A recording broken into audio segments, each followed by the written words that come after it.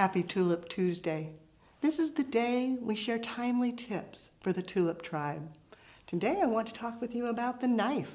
It's the tool that we all use as professional florists. When you work with the knife, you want to hold it tucked into your fingers with your thumb extended, sharp edge up, and then it's a motion using your whole arm. The thumb and the knife never connect. You don't want to cut yourself.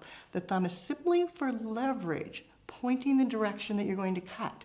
Then simultaneously, you'll use your opposite hand going in the opposite direction. That way you get two angles and the knife just goes through very quickly.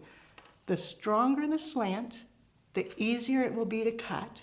If you try to go straight, A, you're going to cut yourself, B, it's harder. So strong slant, both hands pulling apart. Now you know how the pros do it. For more information, check out the website, flowerschool.com.